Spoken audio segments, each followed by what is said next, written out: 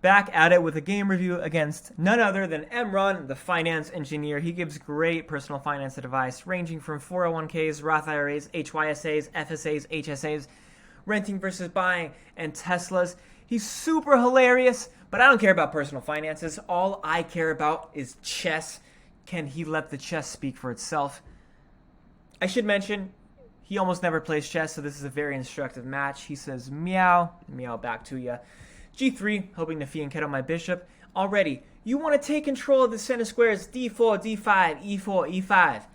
This pawn move does not allow that to happen. I fianchetto my bishop. He develops a knight, gets to the right place, but there's an even bigger threat on the board. If y'all know anything about me, I do not turn down a free rook or pancakes. The best move here is to try to trap the bishop and regain some of that lost material. Instead, Emron plays another flankish pawn move, g5, does not take control of the center. I retreat.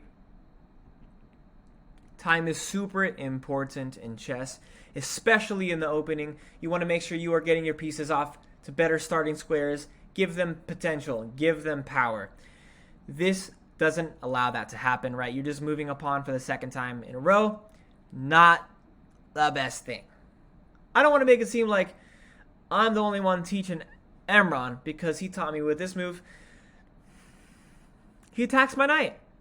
And the best move is actually to go to the side of the board because this pawn has already been committed. You're not going to face any threats anytime soon. I decide to go to the center. Oh, tempo, gaining tempo. He boots my knight for the second time in a row. I have to retreat, develops a bishop. All in all, sort of liking that action. I castle, and Emron castles in front of a nasty pawn structure. This isn't something you want to typically do, because if this pawn moves, I can maybe fianchetto this bishop. There's opening lines against your king. King safety is the most important thing in chess. I, at this point, just want to get pieces off of the board, seeing as though I'm up a rook. This bishop, do I have to worry about the bishop? Usually I do. Bishops are pretty powerful. Not something I realized when I first started playing. I loved the knights, but honestly, now I love those bishops, those long-range bishops. If I move this pawn, my rook is hanging, so I have to worry about that. Here I am being a hypocrite. I move a pawn in front of my castled king.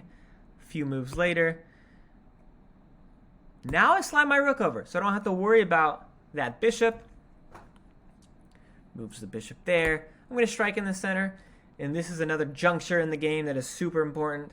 And the evaluation is going to keep rolling downhill like a big old snowball in white's favor.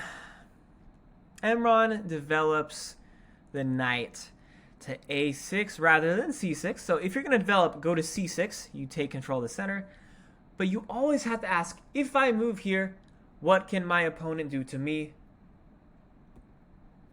Getting forked. You're going to get forked in this position. You see that the knight and the bishop right next to each other, and the low little pawn is going to take one of them. But I'm very generous. I'm kind. I just doubled up your pawns, so I'm going to undouble them for you. I'll always do that for you. Okay, I don't want to trade on his terms. I want to get my bishop off the back rank. This pawn is kind of annoying. It really is. Okay, that knight had a purpose. It was defending b4.